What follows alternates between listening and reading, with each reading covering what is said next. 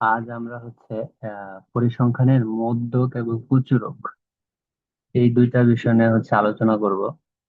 তো এখানে আমরা হচ্ছে মধ্যক এবং প্রচুরকের সূত্র এবং মধ্যক প্রচুরক জিনিসটা কি সেটা নিয়ে আলোচনা এর আগের ক্লাসে করেছি।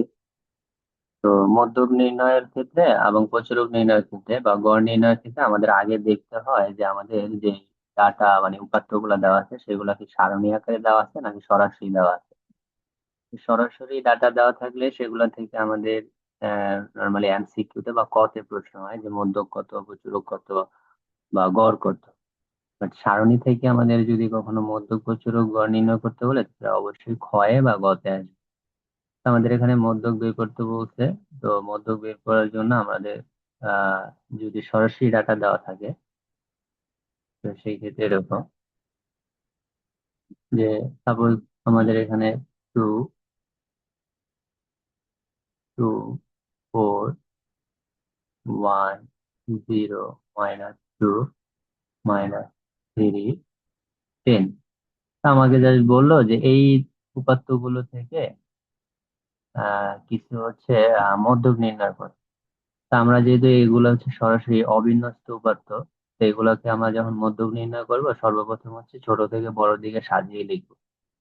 তো প্রথমে হচ্ছে এখানে সবচেয়ে ছোট হচ্ছে -3, তারপরে হচ্ছে -2, তারপরে হচ্ছে 0, তারপরে হচ্ছে 1, তারপরে হচ্ছে 2, তারপরে হচ্ছে 4, তারপর হচ্ছে 10, 1 2 3 4 5 6 7 এই যে, তিন, চার, পাঁচ, ছয়।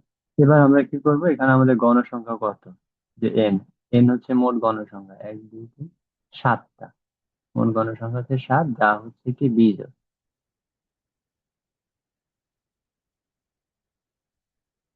তো এখন এই বিজোড় হইলে আমরা জানি মধ্যকের সূত্র হচ্ছে,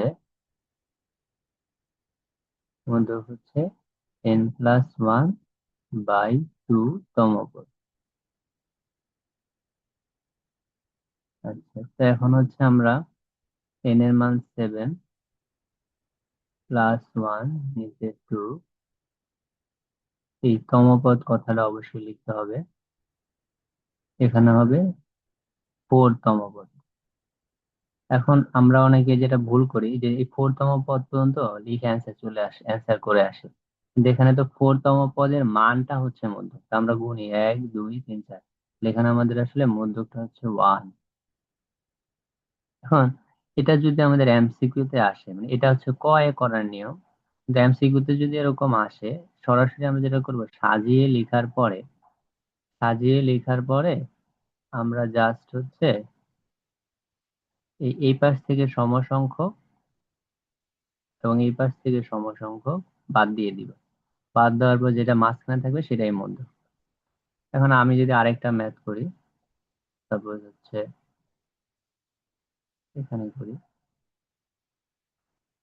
যেমন 6 4 3 -10 7 8 2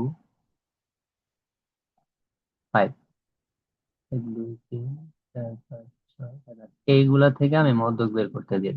তাহলে আমার প্রথম কাজ হচ্ছে সাজিয়ে লেখা। তাহলে সাজিয়ে লিখলে সর্বপ্রথম হবে -10, তারপরে হবে হচ্ছে 2 3 4 5 6 7 8। 1 2 3 4 5 6 7 8। 1 2 3 4 5 6 7 8। কারণ এখানে এন কত, এন হচ্ছে আমাদের, এন হচ্ছে 8, মানে মোট গণসংখ্যা যা হচ্ছে জোড়। এটা যদি জোড় হয় তাহলে আমরা এখন মধ্যকের সূত্র লিখবো কি, যে মধ্যক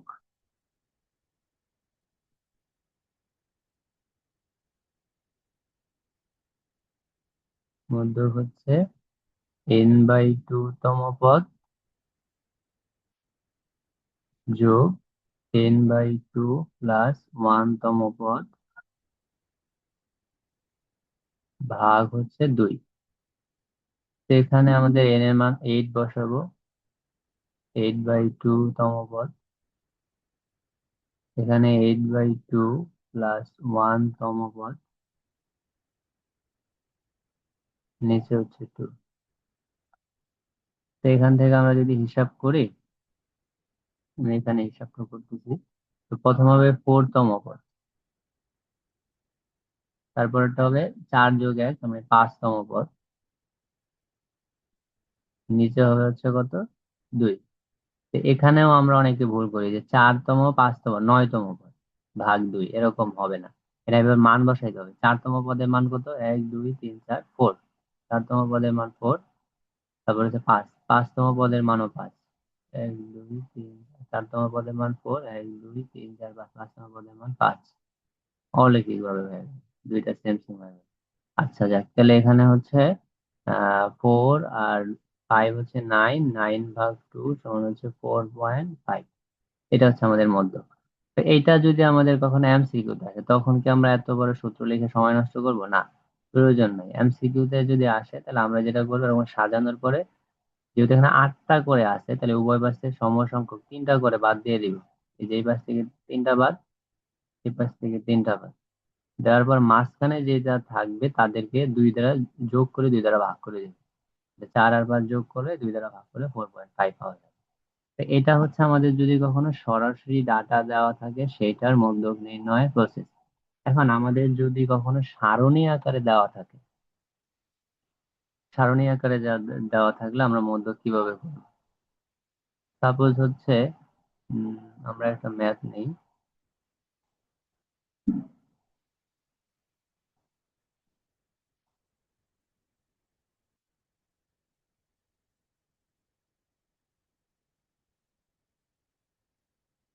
যেমন এইটাতে আমাদের মধ্যক নির্ণয় করতে হবে। এই যে, কারণ এই মধ্যকটা আমাদের সারণী থেকে করতে হবে, তাহলে সারণী থেকে মধ্যক নির্ণয়ের জন্য আমাদের আবার দেখতে হবে সেই সারণীটাতে আমাদের শ্রেণী ব্যবধান আছে কিনা, এইচ এর মান নির্ণয় করা যায় কি।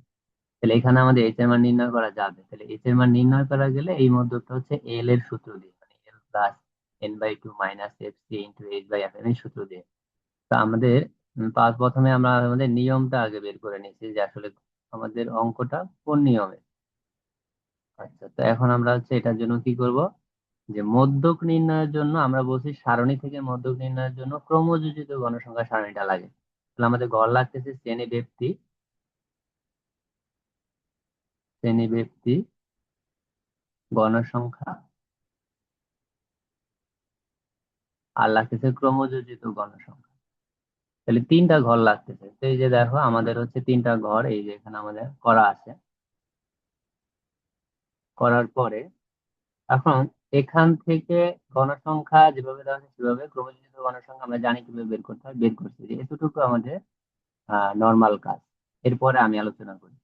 তো মূলত মধ্যকের জন্য আমাদের মধ্যক শ্রেণী নির্ণয় করতে হয়। মধ্যক শ্রেণী, তো মধ্যক শ্রেণীটা হইল n/2 করার পর যা পাবো। যেমন এখানে আমাদের n/2 মানে হচ্ছে 120, 120/2 মানে হচ্ছে 60। তাহলে আমাদের লিখতে হবে 60তম পদের মান হচ্ছে মধ্যক। 60তম পদের মান মধ্যক। এখন এই 60তম পদটা কোথায় খুঁজবো, গণসংখ্যার ঘরে নাকি ক্রমযোজিত গণসংখ্যা?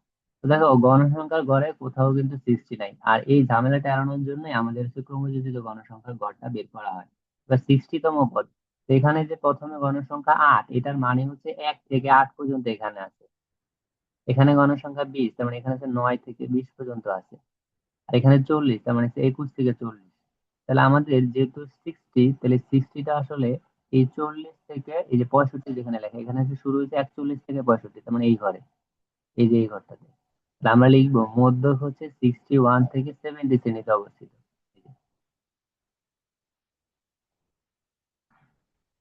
তাহলে n/2 করার পর যেটা পাবো সেইতম পদের মান মধ্য, এবং সেটা দিয়ে আমাদের মধ্যক শ্রেণীটা বের করতে হবে। আচ্ছা, তো আমরা মধ্যক শ্রেণী বের করলাম। এখন আছে আমাদের সূত্র। তো সূত্রে আমাদের এল, এল লাগে, তারপরে n/2 লাগে, তারপরে এফ সি লাগে, তারপর হচ্ছে H/Fm লাগে।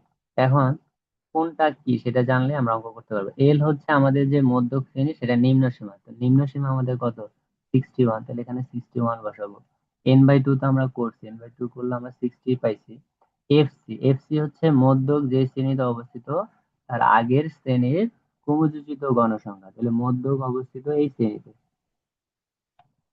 এই যে মধ্যক অবস্থিত এই শ্রেণীতে, এইটার আগের শ্রেণীর ক্রমযোজিত গণসংখ্যা কত? 40। তাহলে আমাদের এফ এইচ এফসির মান হচ্ছে 40। আচ্ছা, এইচ হচ্ছে কি? এইচ এর জন্য আমাদের দেখতে হবে যেটা কি বিন্যস্ত না সরি, বিচ্ছিন্ন নাকি অবিচ্ছিন্ন। তো এখানে 31 থেকে 40, 41 থেকে শুরু, তাহলে এটা হচ্ছে বিচ্ছিন্ন। তাহলে বিচ্ছিন্ন হইলে এইচ এর মান আমরা কিভাবে বের করব? বিয়োগ করে এক যোগ করবো। তাহলে 40 মাইনাস 31, তারপর হচ্ছে +1, এটা করলে 10 পাবো, 10। তাহলে আমাদের এইচ এর মানও বের হয়ে গেল, এই যে এইচ হচ্ছে আমাদের 10। এবার এফএম, এফএম হচ্ছে মধ্যক যে শ্রেণীতে অবস্থিত সেই শ্রেণী গণসংখ্যা। এই যে মধ্য কোন শ্রেণীতে অবস্থিত? এই যে এই শ্রেণী গণসংখ্যা কত? এই যে 25। এখানে হচ্ছে আমাদের 25। তো এখানে সারা এগুলাই বসাইছে, 60 মাইনাস 40, 10/25। এবার হিসাব করে আমাদের কত আসে? আমাদের আসে হচ্ছে 69। এটা আমাদের অ্যান্সার। এই গেল যে যখন সারণী থাকবে এবং সারণী থেকে আমরা এইচ নির্ণয় করতে পারবো সেইটা দিয়ে, মানে ফর্মুলা দিয়ে মধ্যক।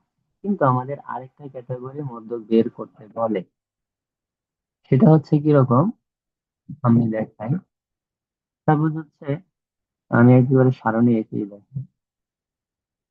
এই যে গড় নির্ণয় করলাম আমরা গত ক্লাসে, যে আমাদের ডাটা গুলো এমন ভাবে দেওয়া যে সেখান থেকে কোনো এইজ বের করা যাবে না। যেমন এইটা,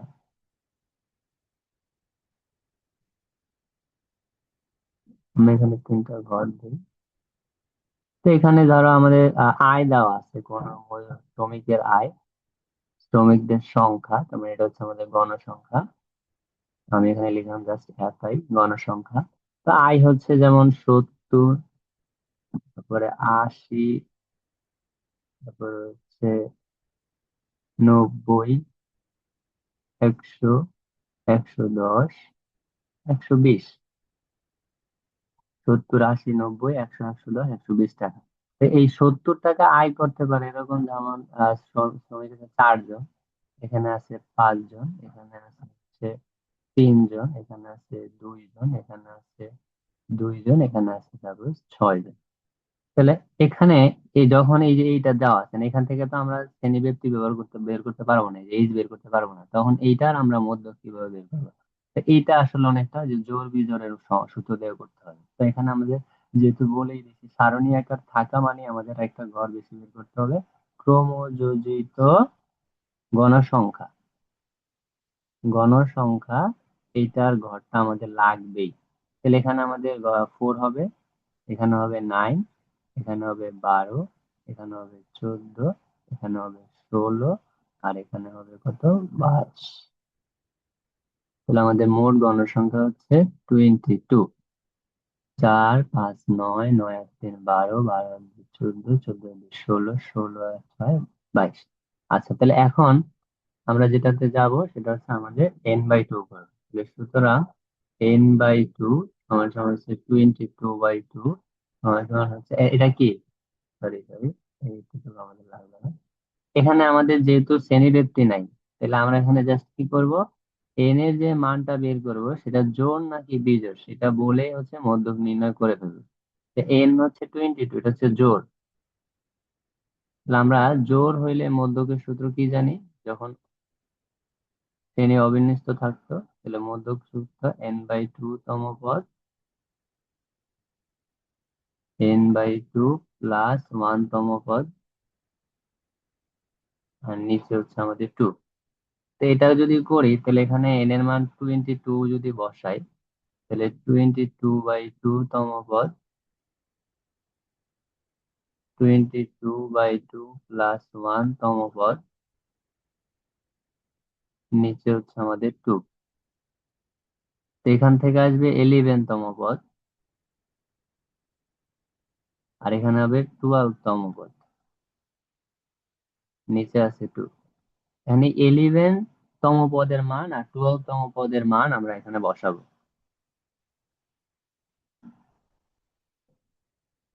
11 তম পদের মান আমরা কোথায় খুঁজবো? সে আবার এই গণসংখ্যার ভিতরে আমাদের কোথাও 11 তম পদ আমরা পাবো না। আমরা এখানে দেখবো, এখানে হচ্ছে 4, তার মানে 1 থেকে 4 পর্যন্ত, এখানে এখানে হচ্ছে 9, মানে 5 থেকে 9 পর্যন্ত এখানে। এখানে হচ্ছে এই 10 থেকে 12 পর্যন্ত, তাহলে এখানে 10 থেকে 12, তার মানে আমাদের 11তম পদ এখানে, তাহলে 11তম পদের মান কত? 90। এই যে আমি 90 বসাইলাম, প্লাস তারপর হচ্ছে কত? 12, তাহলে 12তম পদ, এই যে 12 আছে এখানে, তাহলে 12তম পদের মান কত? 90। এটাকে ভাগ কত? 2। এখানে আমাদের মধ্য হচ্ছে 90, মানে এটা 180 কে 2 দ্বারা ভাগ করলে 90 হবে। আচ্ছা, এই হচ্ছে আমাদের তৃতীয় ক্যাটাগরির মধ্যক নির্ণয়। আচ্ছা, তো এখন আমরা যাব হচ্ছে প্রচুরক নির্ণয়ে। ঠিক আছে, তো প্রচুরকের ক্ষেত্রে একেবারে ইজি। প্রচুরক হচ্ছে যে যদি অবিন্যস্ত থাকে, যেমন 3, 2, 4, 1, 0, 5, যেমন এই এই ডাটাগুলো দিয়ে আমি বললাম প্রচুরক কত। তো সর্বপ্রথম আমি চাইলে সাজিয়ে লিখতে পারি 0, 1, 2, 3, 4, 5, মানে প্রচুরকের ক্ষেত্রে সাজানোর প্রয়োজন নাই, বাট সাজায় লিখলাম 0, 1, 2, 3, 4, 5। তো এখানে আমি কোন উপাত্ত কি সর্বাধিক বার আছে, মানে সবগুলো উপাদান একবারই আছে, তাহলে প্রতিটি উপাত্ত একবার করে আছে, তাহলে সুতরাং প্রচুরক হচ্ছে আমি লিখবো প্রচুরক নেই, কারণ এখানে সবাই একবার আছে। এখন আমি যদি আবার বলি যে 2, 4, 1, 0, -1, -2, 4, তারপর হচ্ছে 1, তারপর 6, তো এখানে আমি যদি বলি প্রচুরক কত? -2। তাহলে এখানে আমি দেখতেছি 2 আছে একবার, 4 আছে 2 বার, 1 আছে, আচ্ছা এটা হচ্ছে কত? এটা আছে হচ্ছে, এটাও 2, 4, 2, 6, 2 একবার, এখানে একবার, 2 বার, 4 একবার, 2 বার, 1 একবার, -1 একবার, -2 একবার, 0 একবার, 6। তাহলে আমি এখানে লিখবো প্রচুরক হচ্ছে, যেহেতু 2ও 2 বার আছে, 4ও 2 বার আছে, তাহলে এটা হচ্ছে প্রচুরক হচ্ছে 2 এবং 4। আচ্ছা, কারণ এই দুইটাই সর্বাধিক বার আছে।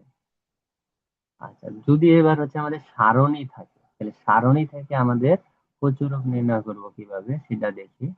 তো সারণী থাকলে প্রচুরক নির্ণয়ের সূত্র হচ্ছে আমাদের যে এল প্লাস F1, নিচে F1 প্লাস F2 গুণন হচ্ছে এইচ। তো এই ক্ষেত্রে আমাদের জাস্ট ঘর লাগবে, কি কি ঘর লাগবে? শ্রেণীবৃত্তি, আর লাগবে হচ্ছে গণসংখ্যা। মানে প্রচুরক নির্ণয়ের জন্য ঘর একেবারে কম লাগে, শ্রেণীবৃত্তি আর গণসংখ্যা, মানে সারা যা দিয়ে দেয় তাই। তো আমরা দেখি এখানে কোন অঙ্কে প্রচুরক বের করতে বলছে কিনা। হুম, প্রচুরক মধ্যক,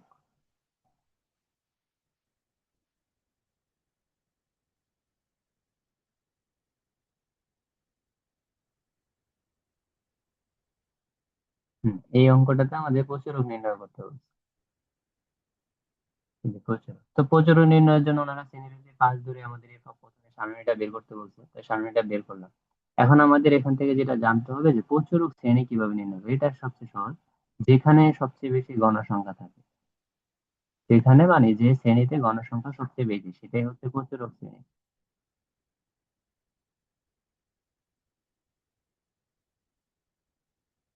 সবচেয়ে বেশি, তাহলে এখানে আমরা দেখতেছি গণসংখ্যা সবচেয়ে বেশি হচ্ছে 6, 7, 5, তাহলে সবচেয়ে বেশি হচ্ছে 7। তাহলে 7 হচ্ছে এই যে এই 60 থেকে 64 শ্রেণীতে অবস্থিত।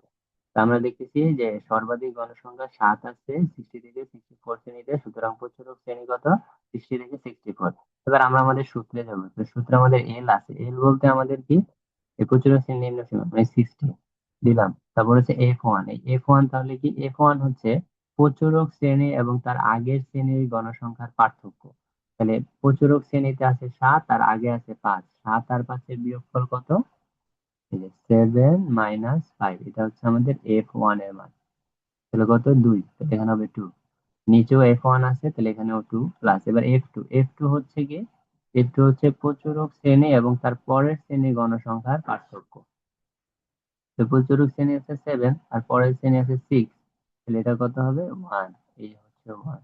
আর আমাদের হচ্ছে এইচ আবার আগের মতো, এখানে 35 থেকে 39, আবার 49, তার মানে এটা হচ্ছে বিচ্ছিন্ন শ্রেণী ব্যক্তি, তাহলে এখানেও এইচ হচ্ছে বিয়োগ করে বের করতে হবে। তাহলে এখানেও এইচ কত, 39 মাইনাস 35, তারপর হচ্ছে যোগ 1।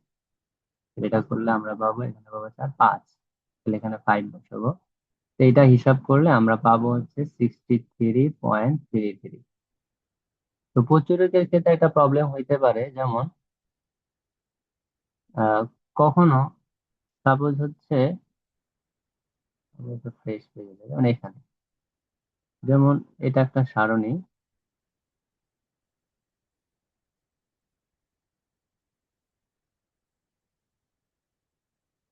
এখানে 61 থেকে 65, 66 থেকে 70, 71 থেকে 75, 76 থেকে 80, 65 থেকে 80। তাহলে এখানে হচ্ছে 4 আর একে 5, এখানে 4 আর একে 5, এখানে 5। তাহলে এইটাতে আমাদের সাপোজ হচ্ছে অঙ্কটা করতে বলছে, প্রচুরক নির্ণয় করতে বলছে। তো এখানে আমাদের গণসংখ্যা দেওয়া আছে 12, এখানে 9, এখানে 10, এখানে 3। তো এখানে আমাদের প্রচুরক শ্রেণী হচ্ছে প্রথমটা, মানে এখানে সবচেয়ে গণসংখ্যা এখানে বেশি।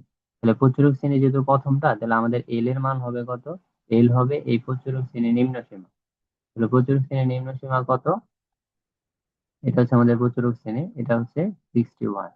কিন্তু এফ ওয়ানটা কত হবে, তো এফ ওয়ান মানে হচ্ছে কি জানি, প্রচুরক শ্রেণী গণসংখ্যা থেকে আগের শ্রেণী গণসংখ্যা। তাহলে 12 মাইনাস আগের শ্রেণী গণসংখ্যা, আগে তো কোনো শ্রেণী আমাদের এখানে নাই, তখন আমরা জিরো ধরবো, জিরো। তেমনি ভাবে যদি কখনো এই লাস্টের গড়টা এই প্রচুরক শ্রেণী হতো, তখন আমাদের এফ টু নির্ণয় করার সময়, এফ টু নির্ণয় করার সময় লাস্টের গণসংখ্যা থেকে পরের শ্রেণী গণনা হতো, পরে তো কোনো শ্রেণী থাকতো না, তখন আমরা জিরো বিয়োগ করতাম। তো এইটাই বোঝানোর জন্য আমি উদাহরণটা নিচ্ছি। তাহলে এখানে আমাদের 12 থেকে 0 বিয়োগ করলে 12 হবে, আর এফ টু আমাদের এখানে হবে হচ্ছে 12 মাইনাস 9 ইকুয়াল হচ্ছে 3। ঠিক আছে। আর এইচ এর মান হবে, এটা যেহেতু এখানে এটাও বিচ্ছিন্ন শ্রেণী, এইচ এর মান হবে 65 থেকে 61 বিয়োগ, তারপর হচ্ছে যোগ 1, এটা হবে 4 আর এটা 5। এই হচ্ছে আমাদের মধ্যক এবং প্রচুরক নির্ণয় সংক্রান্ত ম্যাথ। আজকে এই পর্যন্তই থাকুক। আল্লাহ হাফেজ।